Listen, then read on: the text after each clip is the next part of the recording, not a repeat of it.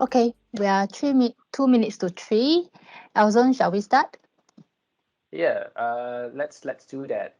So thanks, Rachel, for giving me the cue to start. I was just gonna ask you like if you were waiting for a magic number before starting off. Anyway, happy Wednesday to everyone. I hope all of you had a smooth start to the year thus far.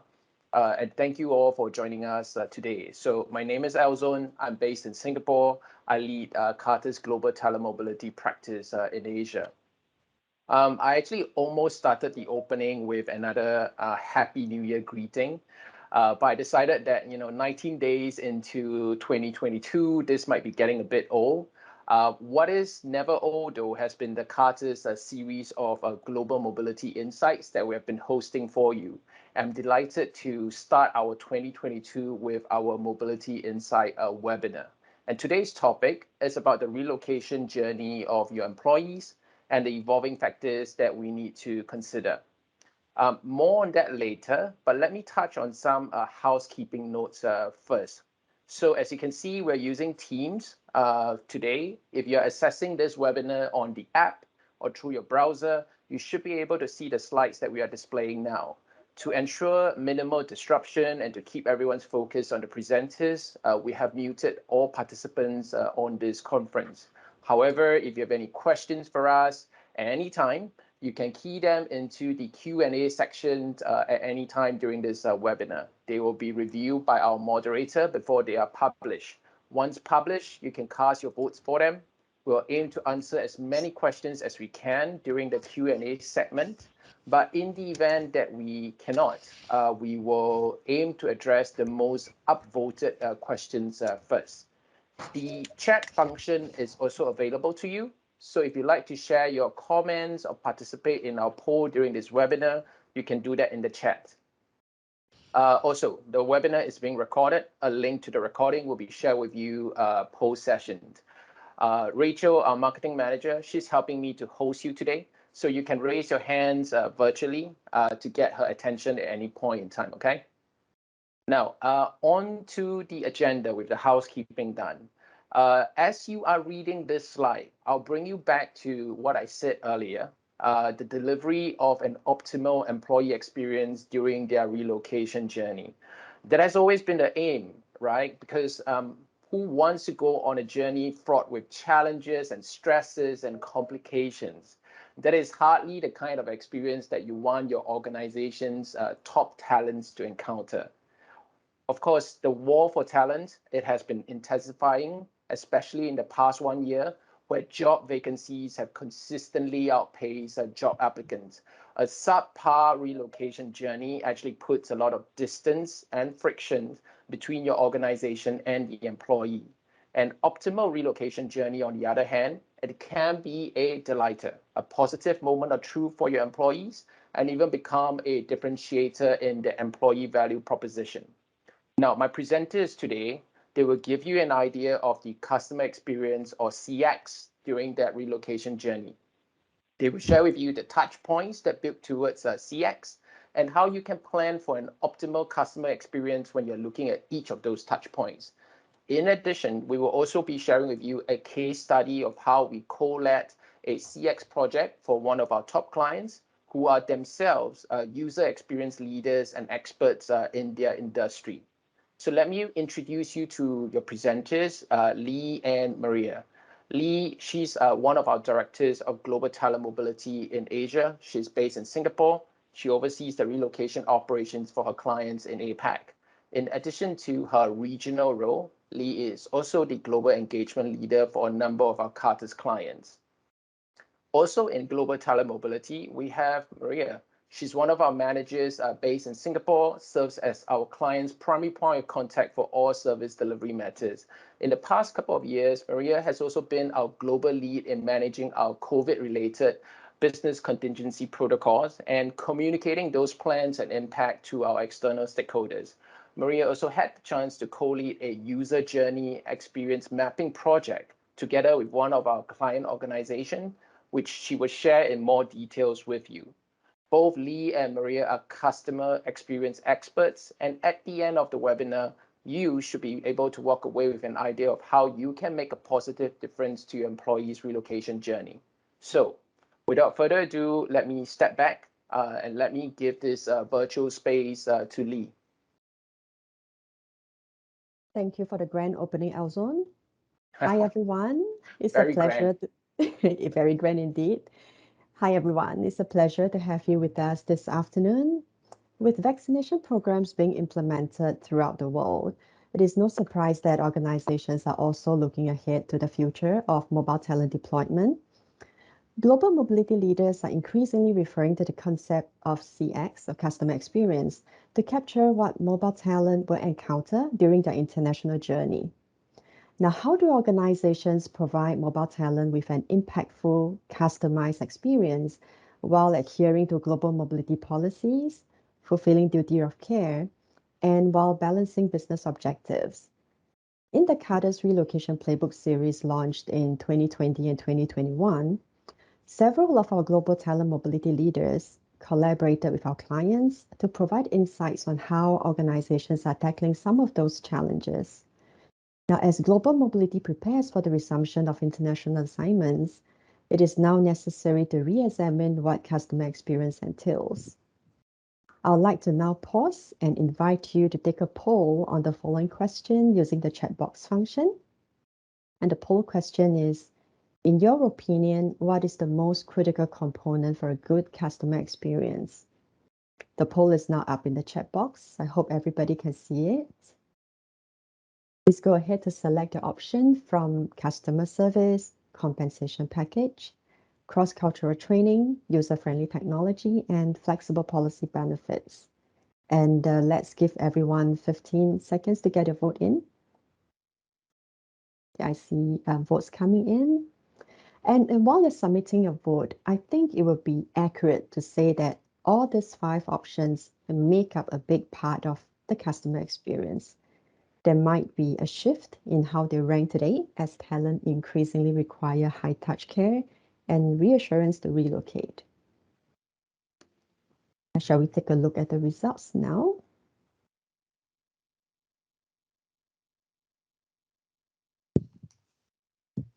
It should be coming right up. Oh, I can see, Lee, that customer service and flexible policy benefits seem to be kind of neck and neck. I don't think everyone has responded yet, but those two seems to be the more prevalent ones. Thank you. Yep, mine's just showing up, so thank you for that. Indeed, like I said earlier, I think all these 5 options make up the experience. So customer service, without a doubt, forms the backbone of the customer experience and goes a long way. And in response to flexible policy benefits, indeed, more employees are demanding greater flexibility and control today. So let's dive in to the next slide and take a look at what we're going to be focusing for today's presentation. Yep, thank you. And what we like to discuss further today would be these 3 critical components we feel make up an excellent customer experience, and they are cultural awareness, high-touch service, and access to digital tools. And as we continue to explore these 3 areas in the preceding slides, let's keep in mind this. The best customer experience is not meant to be yet another process in the organization. It requires a thoughtful shift away from a traditional top-down model to one based on the fundamentals of design thinking. The shift allows an organization to put its employees first by exploring how they view their journeys and then delivering tailored interventions. But as we focus on the customer experience, I did want to bring your attention to the next slide that's gaining attention in the mobile talent space. And that is on mental and social health, which we did not have to think about as much prior to pandemic. It is no secret that this has emerged as a pivotal issue for many today, and thus I would like to discuss some of the best practices we have seen. So prior to pandemic, when we review customer experience with our clients, the expectations are mostly around responsiveness, how consultative we are, and how solution-oriented we are. Now, our clients are highlighting emotional support as a vital aspect as well. We all know that moving to a new country for work can be a very exciting life event for an employee and family. But at the same time, employees are leaving behind their established social networks, which can lead to feelings of solitude and loneliness, which have been intensified by the effects of the pandemic. Therefore, being offered accessible support is reassuring to employees who may not know where to get started to address their concerns. And digitalization is thankfully making it easier for employees to get help across all aspects of the well-being spectrum through 24/7 virtual counseling and telemedic consultations. Private medical insurance enables them to address crisis in action. As organizations begin to examine the customer journey, we are also seeing new forms of expatriate well-being training emerging, and they include modules that promote mental health awareness, as well as modules that discuss depression, helping employees watch out for early signs. Now, many are supporting their employees by offering flexible work hours, especially upon the initial move, to allow time to sort out the home front.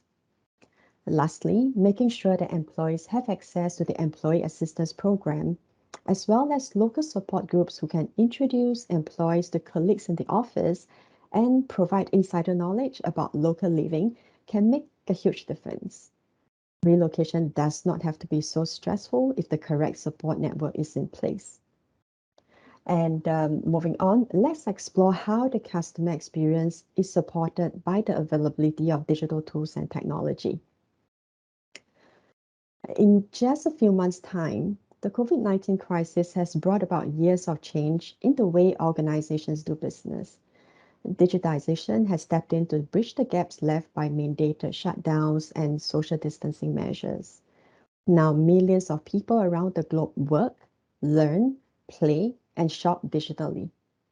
This new norm has become so ingrained in our daily lives that a relocating employee would not expect anything less from their customer journey. Even prior to the pandemic, the Cartus timeline tool provides our clients' employees with quick and easy access to their move progress through a personalized timeline. The tool designed to be dynamic, updates and reforecasts move schedules as the move progresses, allowing employees to see what they have completed and what they still have ahead of them in their journey. The portal also features a variety of resources for employees to reference and help with the planning for the big move.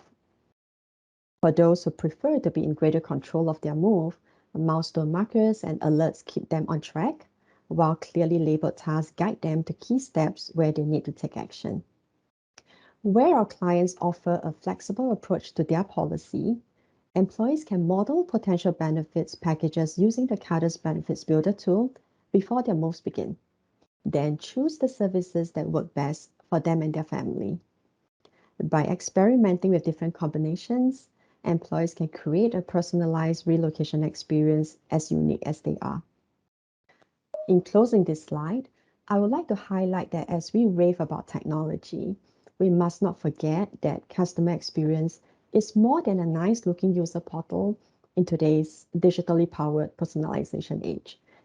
Technology without providing direction is a hands-off, low-touch approach that is not supportive of the customer experience. Adding the human touch to technology enables high-quality care and is vital to a positive customer experience during one of the most disruptive times of an individual's lives. Now, let's take a closer look at the customer journey touchpoints, and we will start with a poll question in the chat box right away. And the poll question is, how many touchpoints are there in a typical relocation journey? I can see that the poll is up. Please refer to the chat box and select your option from the three, 10 to 20, 20 to 30, or more than 30. Thank you for your vote. Now, different to the first poll question, this might be more of a guesstimate, but what I can assure you is regardless the number of touch points, it is always too many for our employees to navigate the journey without some form of support. Now, let me see if I can see the result faster than I was on this round.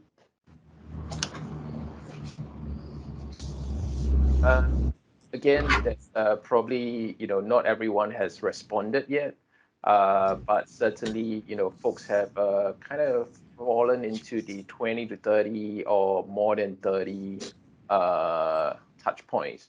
I think Yes, you make a good point, right? Any touch point can be too many if the touch point is not valuable. indeed, right? The majority of the votes are certainly very close to the right answer, which is more than 30. And you may be thinking that's many touch points, right?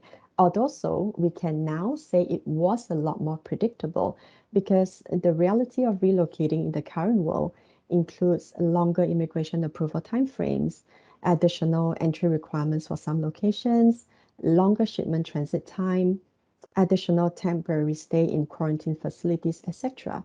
So they each make up additional touch points to an already complex journey. Now, the relocation consultant's expertise comes into play here to project manage the moving pieces, simplify processes, and simply help the family and employee make sense of it all.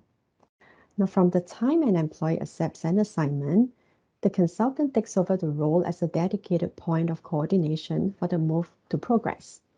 At the initial touch point with the employee, he or she must gain a good understanding of the family's needs and takes action to prioritize them. The consultant initiates all authorized suppliers with clear instructions on how services are to be delivered, and during ongoing touch points, determines unique circumstances that need to be addressed. The other crucial role the consultant plays is to gatekeep and administer your relocation policy. Where there is deviation to the policy, the consultant discusses alternatives that can be explored with the employee and, where warranted, raise an exception to global mobility, including information on the background, the justification, and cost impact. As partner to global mobility, the consultant updates on every critical milestone achieved so that global mobility has peace of mind on the move status and can assure business on progress. More clients are also exploring a combination of home and host delivery model. This is where a consultant, each from the home and host regions, combine their expertise to provide a more seamless transition. Regardless of which delivery model, the consultant ties it all together for the employee and family, champion their needs, and provide the emotional support for an immaculate relocation. Our consultant service results has been exceptional year on year. It goes to show how much more employees appreciate the expert guidance and support they receive in order to relocate smoothly during this extraordinary time. Now, let's take a look at some steps organizations can incorporate into a 2022 planning to prepare employees for assignment readiness. With the changing mobile talent profile, including the millennials, more employees are looking for purposeful work. Employees selected for assignments are typically high achievers who have demonstrated success in their current roles. However, an employee's high performance in their home environment is not always a good indicator of their performance in the host country. Different cultural expectations and habits that conflict with the host culture can have a negative impact on their ability to succeed on assignment. An effective candidate assessment process enables organizations to identify and manage risk, avoid surprises, and select the right person for the job. Candidate assessment programs can contribute to assignment success in a few ways: by having awareness of a candidate's cultural styles and behavioral traits, by understanding existing competencies and skill gaps, by having knowledge of potential assignment challenges due to whether motivational, lifestyle, or family issues affecting social interaction and cultural adjustment. Cross-cultural training is another key aspect that can equip employees with the right tools when working in the new country. The program is customized with the goal of helping employees gain social acceptance, build solid relationships with stakeholders, and thrive in the host country by demonstrating an understanding of the business etiquette. And there is no bigger barrier than communication when we are in a new environment. Language training helps employees and their families get on with day-to-day living, build rapport with the locals, and hopefully look back at the assignment as a meaningful and delightful chapter in their expatriate career. At Cartus, we use a blended approach of expert guidance and a digital learning environment. From huge cost savings to flexibility, It offers the opportunity to learn from anywhere in the world. More and more of our clients have identified cross-cultural and language training as the answer to reduce the challenges of employees adjusting to new lifestyle, and for the organization, helps to mitigate the risk of field assignments and develop agile employees who collaborate more effectively across diverse populations. This brings me to the next topic on how the customer journey can be enhanced. As we all know, journeys can be very lengthy, spanning multiple touch points, lasting weeks and months. Employee satisfaction can be measured at various stages, including prior to, during, and following assignments, using a variety of methods. To enhance the customer experience, a number of principles already used in CX can be leveraged, such as user sensing, design thinking, and employee journey mapping.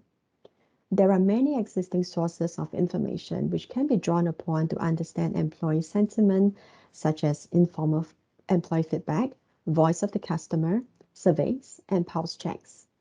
Now, zooming in on design thinking, this technique uses both data and empathy to put employees at the center of the problem-solving equation. It involves a discover, design, and deliver cycle that calls for a deep understanding of a particular employee journey over a relevant stretch of time. With that said, I'd like to turn the time over to my co-presenter, Maria, to take us through design thinking in action. Over to you, Maria. Thanks, Lee. Hi, everyone. Great to meet you all, and great to see that there is so much interest around this topic. As Lee has mentioned, in this next segment of the webinar, I will take you through a case study based on the user experience project I co-led last year, 2021, with one of our global tech clients. So just to set the stage a bit before we dive into the details and methodology, leading a user experience project is certainly not something we do every day.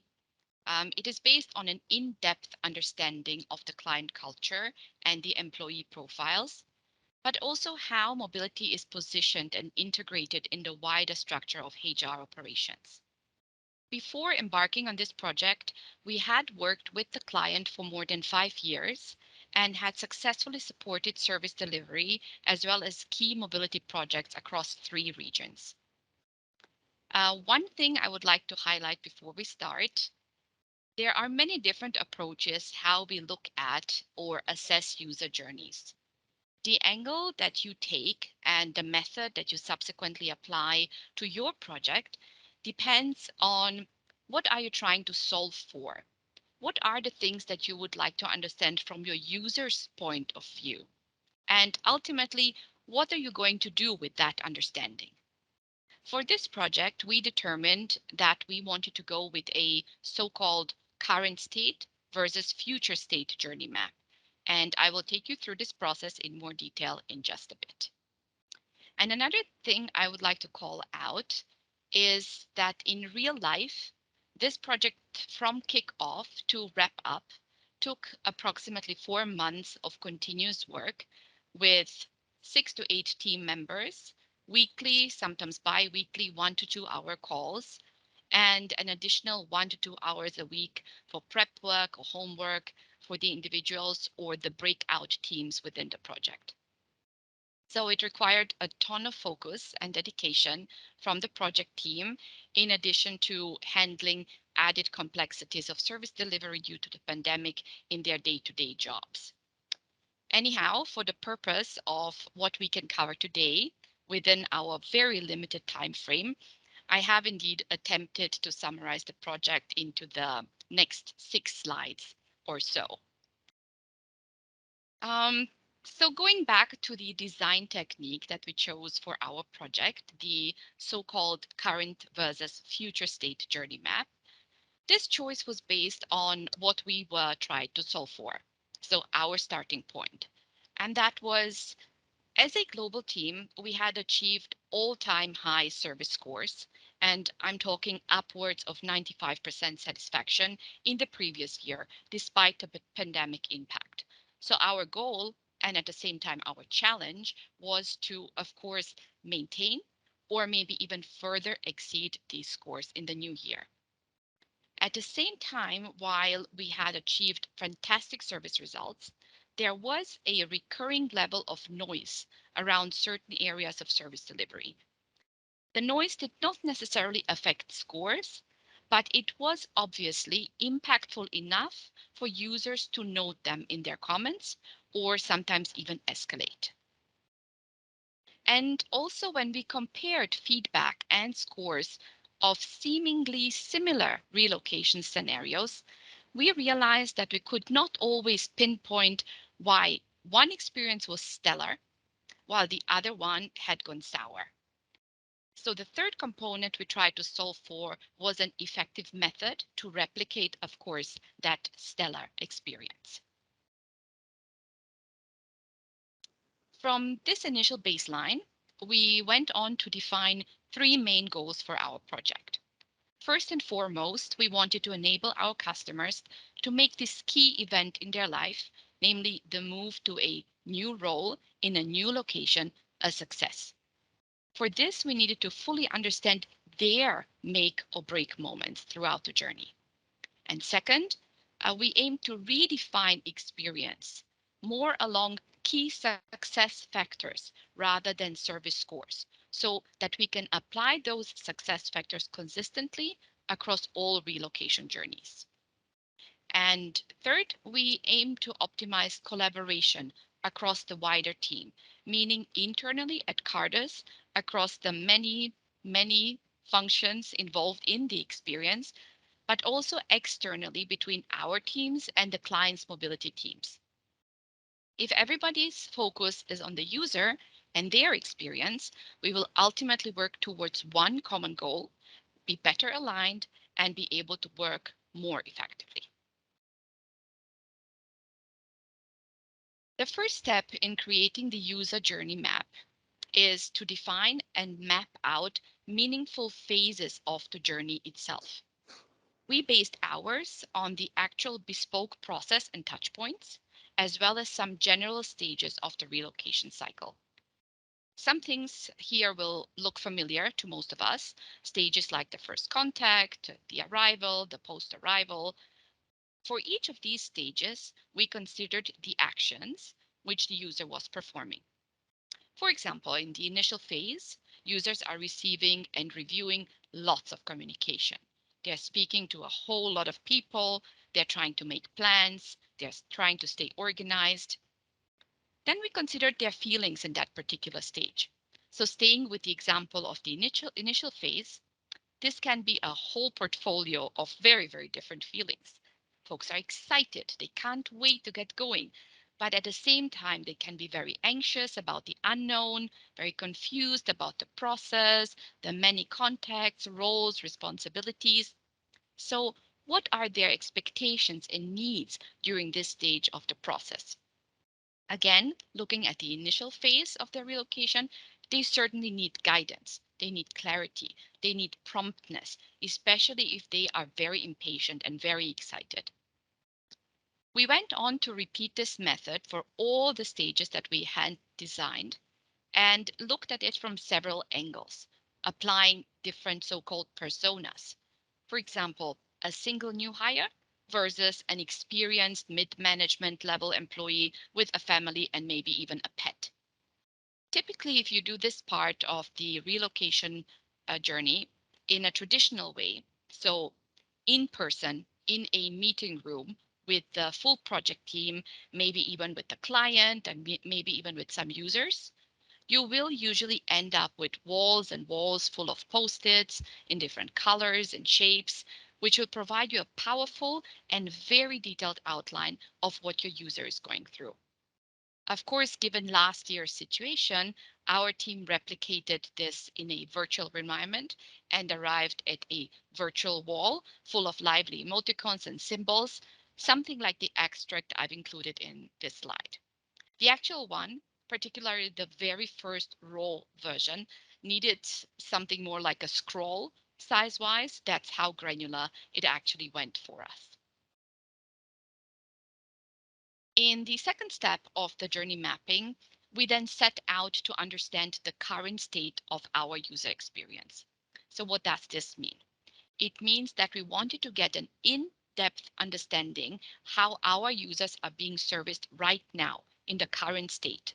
What is actually happening on the ground? And for this, we needed a pool of feedback. As with everything related to experience mapping, there is a variety of options. For example, you can conduct panel interviews where you get a group of users in a room and you conduct interviews and let them describe their experience. Or you can send out surveys asking very specific questions. It all depends on which feedback pool is going to give you the best representation of the current state of affairs.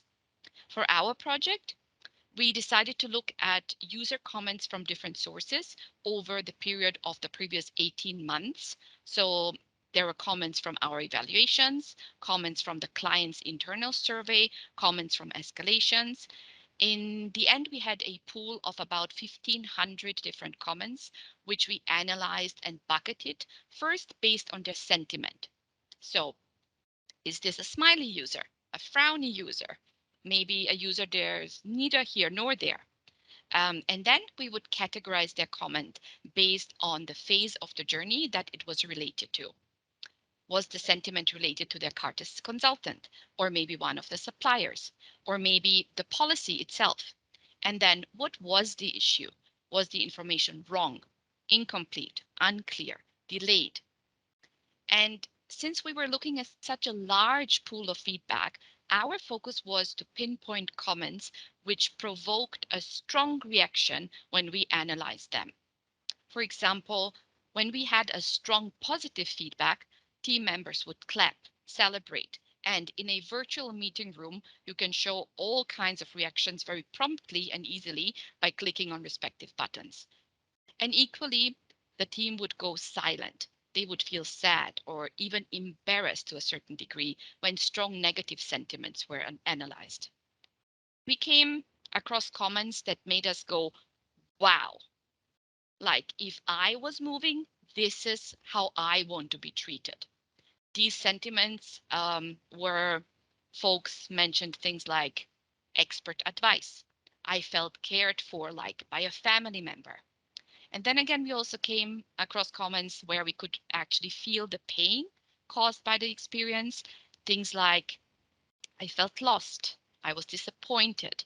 So these wow and pain moments have the most impact when it comes to understanding what at the end of the day makes or breaks the experience for the user. Once you have analyzed, bucketed, categorized your feedback pool, you will be able to visualize the experience journey. For us, it looked something like the up and down of satisfaction, represented by the various emoticons that you can see on the slide, that against the respective points in the user journey.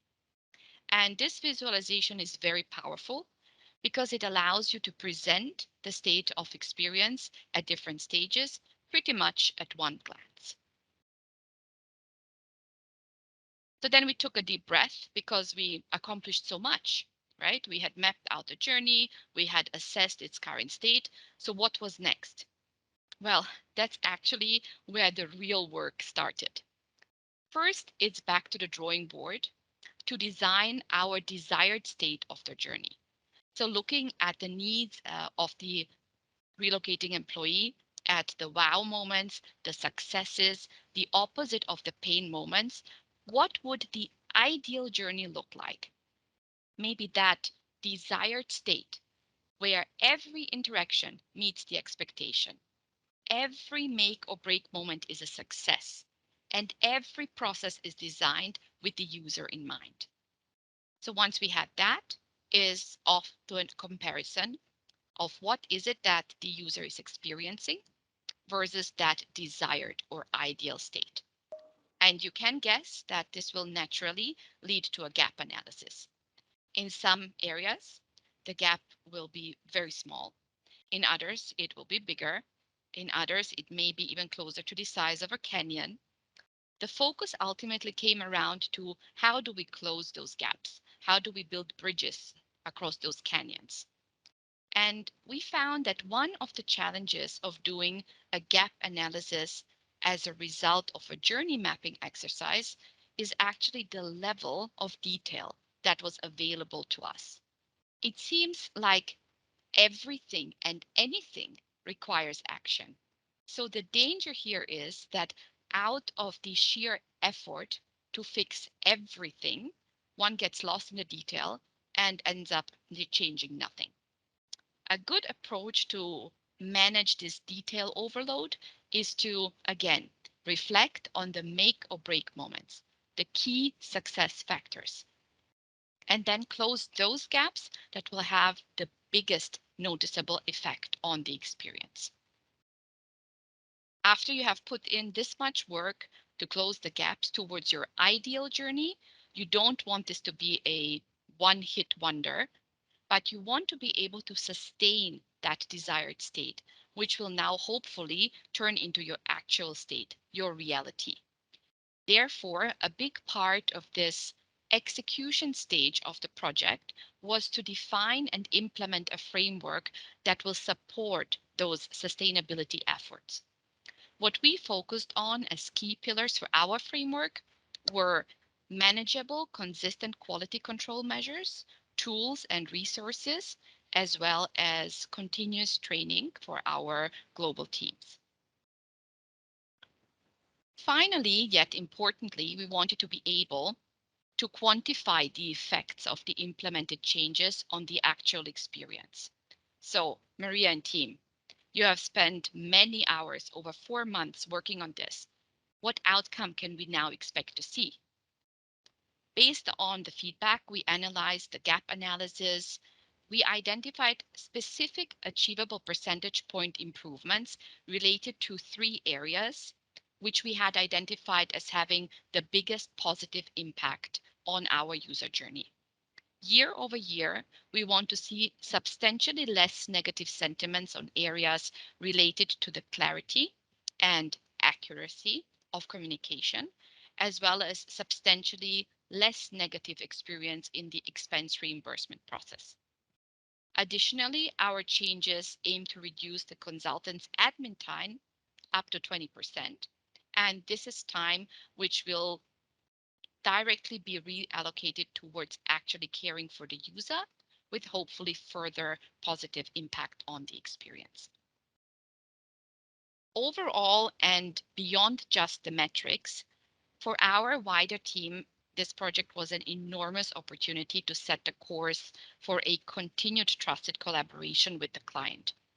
It really allowed us to break down changes related to the needs and expectations of the user. And those are changes that have occurred naturally over time, but also because of the pandemic experience, and really realign our service delivery to make sure that the user experience takes center stage across the relocation journey. And I think I stayed true to my initial announcement that I was able to fit this into 6 slides or so. Thanks much for your attention, and I will hand the mic back to Lee. Thank you, Maria. That was extremely insightful. The amount of time it can take to identify journeys, understand performance, and redesign the experience can vary widely. As Maria's case study described, creating a fact base allows the stakeholders to clearly see the customer's experience and decide which aspects to prioritize. Why are journeys so much more effective at driving results? For one thing, journeys are more predictive of desired outcomes, and performance on journeys is more strongly connected with business outcomes. Taking steps to improve the mobility experience in a tangible and human way can significantly enhance the mobility brand, serving as a role model for the larger organization's employee experience initiatives. After all, an excellent customer experience must last the entire journey. Thank you.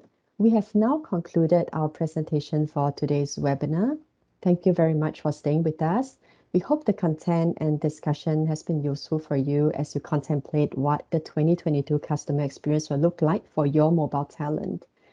We would love to hear any questions you have for us, and we will try our best to answer as many as we can in the time we have. Rachel, can we check if we have any questions that's been submitted? Yes, Lee. So we do have a couple of questions in the Q&A section. For participants that are using the Teams platform, this time round, we do have a Q&A segment that is outside of the chat function. So if you have a question, you can click on the question mark icon at the top navigation bar of the window, and you can key in your questions there. All right. So let me read out the first question. I believe this question should be for Alzone. So the participant is saying that the candidate assessment sounds interesting. Can you kindly elaborate a little bit more? Yeah, so I can probably say, quite a lot about candidate assessment, and, Lee will probably have some insights that she can share as it relates to that. But definitely, for candidate assessment, as Lee has mentioned, it's about identifying the right candidate for the assignment that you have chosen. Because what makes a top performer a top performer in the home country does not necessarily mean that that person is going to be performing at the same level in foreign locations. Lee, do you have more insights to add onto that? Sure. Yep. Thank you for the question, and thank you, Alzone. So I'm happy to provide a high-level overview of our program. So we have a dedicated intercultural and language solutions business practice, and that offers 3 candidate assessment options to meet a variety of needs and budget. So like Alzone said, the goal is really to identify risk as well as developmental areas for candidates. It could be prior the assignment, or it could be building a talent pool, right? So all the program options include the use of the Global Competencies Inventory instrument to assist our participants to identify their own intercultural competencies.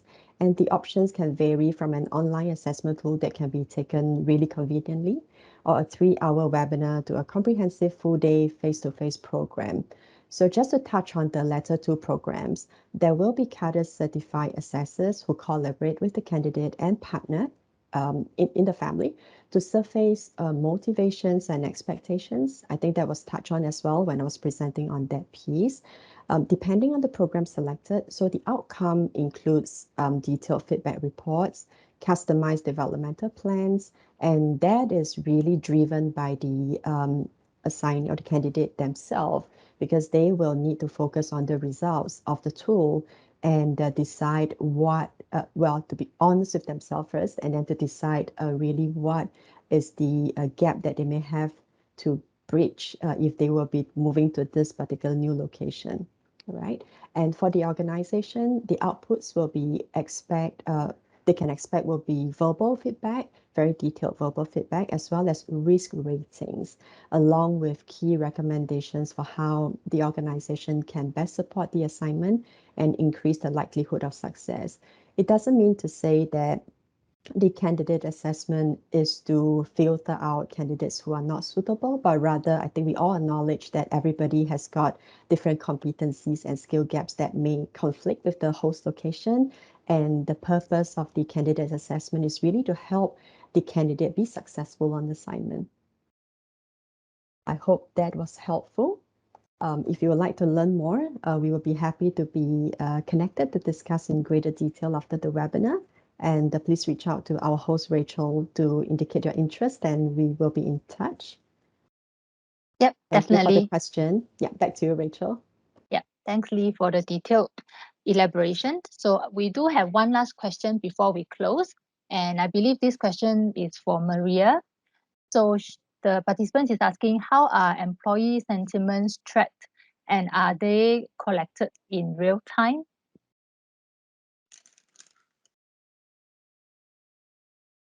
Yeah, thanks for that question. So the system does have the capability to send out very simple sentiment related questions after particular milestone during the relocation journey.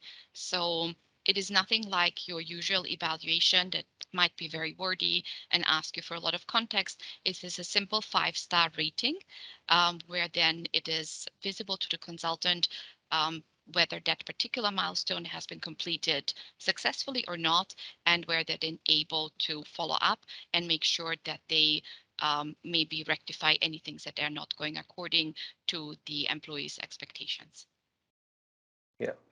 And just to add on to what Maria has said, I'm obviously going to oversimplify this, but as with anything related to the customer experience, the intent is to keep it simple and intuitive, right? That's why the functionality is embedded within our customer-facing platform to collect those real-time sentiments at key touch points.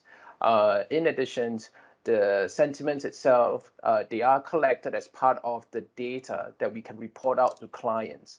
And if the clients are actually on Cartus Move Pro 360, they can actually also see those sentiments for themselves when they go check on their employees. Okay. And I believe, Rachel, you mentioned that was the last question. And if that's the case, I like to just end off today's session by, thanking the presenters. And of course, the biggest thank you to the audience who join us on this learning journey over the past 45 minutes or so. I think ever since the pandemic started, we have all learned a lot. We learned that organizations have embraced digitalizations. We have learned to listen more to their employees, and we have leaned forward with our flexibility. We know that stepping into 2022, disruptors in the business environment will be more and more frequent, with intensifying competition for talent across all organizations. As I've said at the beginning, a customer-centric experience can be a delighter, a positive moment of truth, and a differentiator in the employee value proposition. I trust that what we have shared today will start you on your journey to make a positive difference to your employees' customer experience. Now, before I let you go with the rest of your afternoon, let me direct your attention to the last poll that will be coming up in the comment section. We are very interested to get your viewpoint about the topics that we can cover in future Mobility Insight webinars. What would you like us to share in future events? And you can let us know through your vote in the poll itself. This will remain open for the next 30 seconds or so.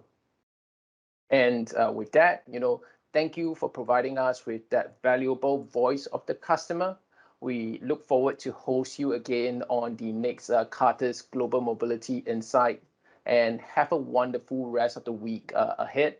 And for the folks who are celebrating Chinese New Year in less than 2 weeks, Happy Chinese New Year. 祝你们大家新年快乐，身体健康，万事如意。Okay, so thank you everyone.